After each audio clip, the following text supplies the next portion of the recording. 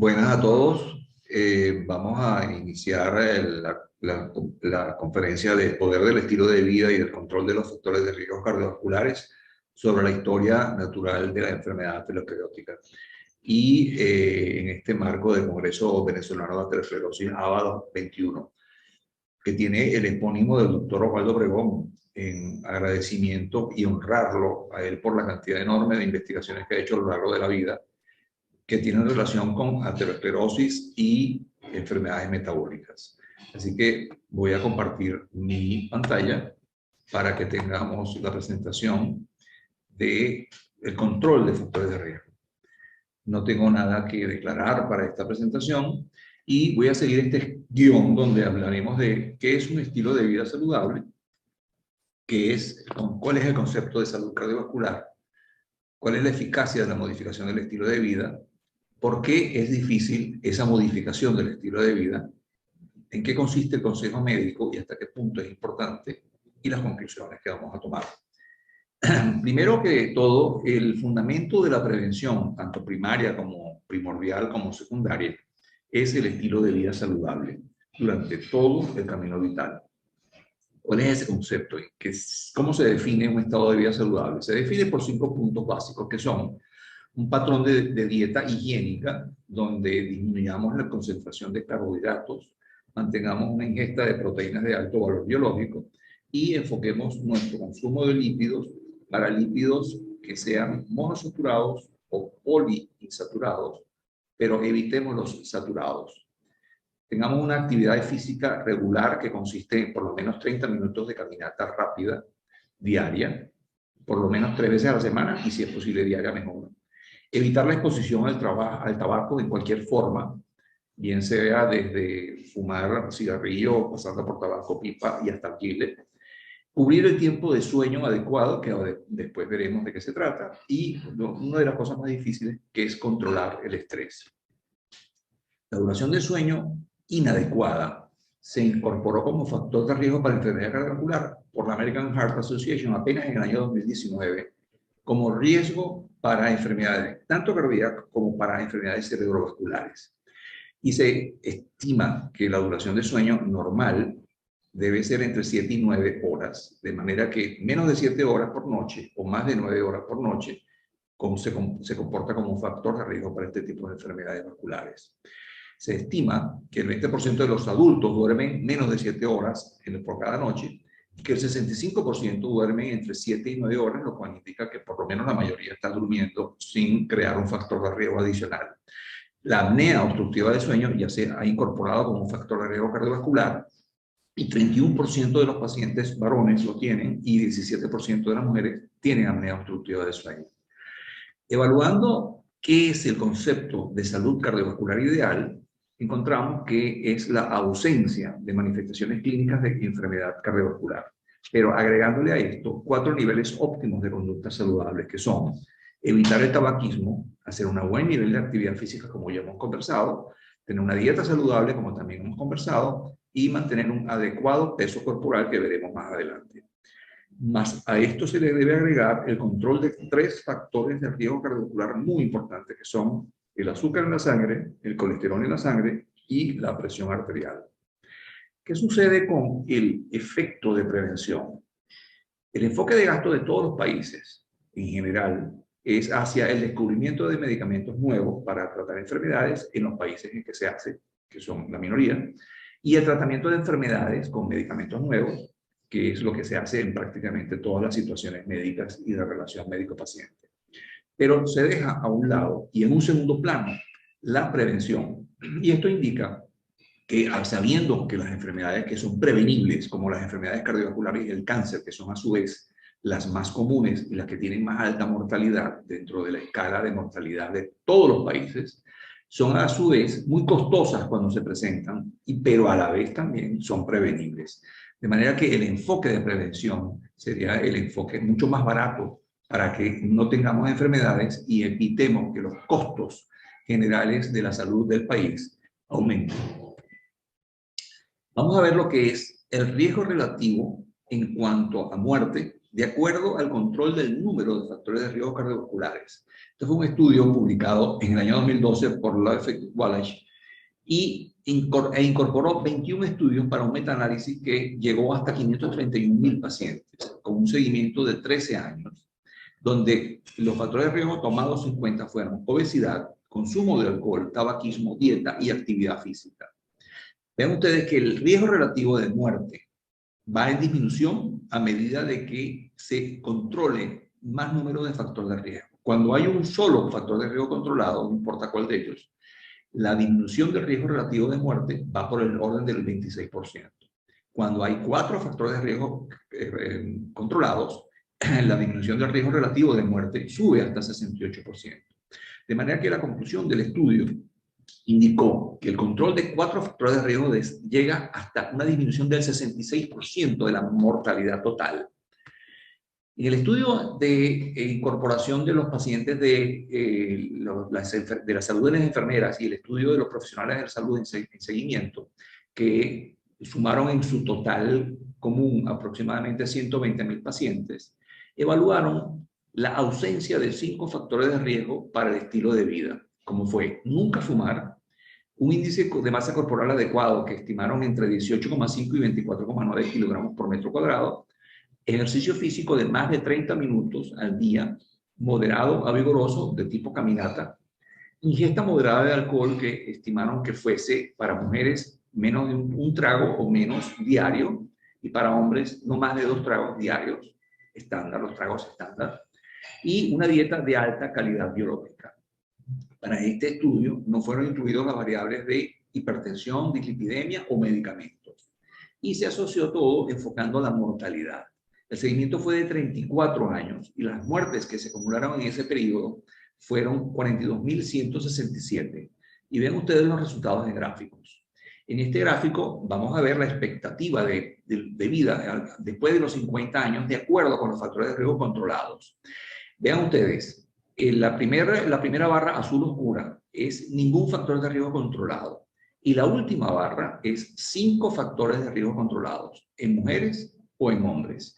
Vean ustedes cómo va subiendo la expectativa de vida, que es significativa desde el punto de vista estadístico, tanto en hombres como mujeres. Y cuando evaluamos la ganancia de la expectativa de vida aplicando estilos de vida saludables comparados con los no saludables, esa ganancia se ve claramente que aumenta cuanto más los factores de riesgo están controlados, como es el caso del azul claro, azul celeste que vemos en la primera parte de la curva. De manera que con este estudio se concluyó que si no se controlan los factores de riesgo evaluados, a los 50 años la expectativa de vida de mujeres es de 29 años más y en hombres de 25,5 años. Sin embargo, si se controlan 5 factores de riesgo a los 50 años, la expectativa de vida de mujeres sube a 43,1 años más y en hombres a 37,6 años más. De manera que es contundente este resultado. Si nosotros controlamos los factores de riesgo, controlamos la enfermedad y evitamos morirnos temprano. La relación entre la mejoría del estilo de vida y el cambio de la concentración de la proteína C reactiva, que es un marcador inflamatorio, como todos sabemos, fue expuesta en este estudio de clúster el año pasado. 1.794 pacientes, con un seguimiento de casi 10 años, y evaluaron el cambio de la concentración de PCR de acuerdo a si no se controlaba ningún factor de riesgo o se controlaba un factor de riesgo o más de 2 factores de riesgo. Y vean ustedes cómo cae la PCR a medida que se aumenta el control de factores de riesgo. Y la conclusión de este estudio fue que el cesar de fumar disminuye en 0,40 miligramos por litro la PCR, que el control del peso y de la actividad física disminuye en 0,25 miligramos por litro el PCR.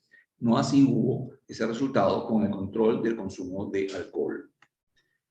Cuando vemos qué significa esto del comportamiento saludable ideal y lo pasamos a la estadística, Virani nos da una bofetada con esta información. Este año Virani sacó las guías de control de factores de riesgo que ustedes pueden obtener en Circulation. Solo 0,1% de los adultos mayores de 20 años tiene un comportamiento saludable. De manera que prácticamente es excepcional que una persona tenga control de sus factores de riesgo. La modificación de los comportamientos en la salud es compleja Y esa modificación de factores de riesgo, por supuesto, requiere de una intervención a nivel individual, además una intervención a nivel de la comunidad y, por supuesto, una intervención a nivel del sistema de salud, implicando las políticas sanitarias que enfoquen la prevención y no solamente la terapéutica. Entonces, una de las cosas individuales que más puede modificar los factores de riesgo y llevar a un estilo de vida adecuado y saludable es el consejo. Una pregunta es si el consejo para mejorar la dieta y la actividad física puede reducir la enfermedad cardiovascular en pacientes con factores de riesgo. Y la respuesta es totalmente sí. Cuando se hace un consejo para mejorar dieta y actividad física, hay un menor riesgo de los puntos finales compuestos para eventos cardiovasculares, como fue publicado por O'Connor el año pasado en la revista JAMA, y disminuyó el riesgo relativo en general de eventos cardiovasculares en un 20%, de infartos 15%, y el riesgo relativo de ictus llamativamente un 48%. Eso es muy importante desde el punto de vista de aconsejar a nuestros pacientes cuando estamos conversando con ellos sobre qué mejoría debe haber en la dieta y que reinicien o hagan una buena actividad física que haga redundante esta precisión de control de factores de riesgo.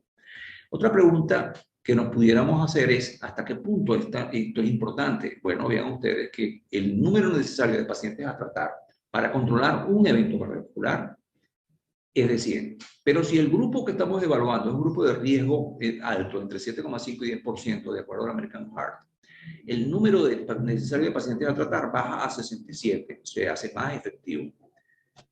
El consejo para mejorar la dieta y la actividad física reducirá la mortalidad en pacientes con factores de riesgo. Esta respuesta sí es no. Lamentablemente, y es posible que una de las respuestas a esta disminución o a esta falta de mejoría en la mortalidad es que solamente hay 3 estudios con un número muy bajo de pacientes incluidos que hace que estadísticamente no sea significativo, pero existe la posibilidad de que haya una mejoría de la mortalidad si el grupo de pacientes se hace contundente y podemos hacerle el seguimiento adecuadamente. El consejo para mejorar la dieta y la actividad física cambia los hábitos en el paciente con factores de riesgo. Bueno, también tenemos resultados. O'Connor nos publicó y dice que la reducción de calorías de grasas saturadas fue de 1,5%, lo cual, aunque parezca poco, en un grupo muy importante de pacientes es también importante el resultado. El incremento de consumo de frutas y vegetales aumentó en 0,7 unidades o tomas por día. Y el aumento del consumo de fibra fue de 1,3 gramos por día. El ejercicio también aumentó hasta 9,1 minutos por semana. Todo esto redunda en que disminuyan los factores de riesgo y, por supuesto, aumente la calidad de vida y la prolongación de la vida. Pero, ¿cuáles son las barreras que reducen esa capacidad de aconsejar en el medio clínico? Son 5, básicamente, que son la necesidad de enfocar cuadros médicos más urgentes en el momento que estamos viendo al paciente. Encontramos que tiene alguna cosa que nos interesa mucho más corregir en ese momento terapéuticamente que estar dando consejos para cambiar los estilos de vida. La baja actitud que a veces tiene el paciente para recibir un consejo.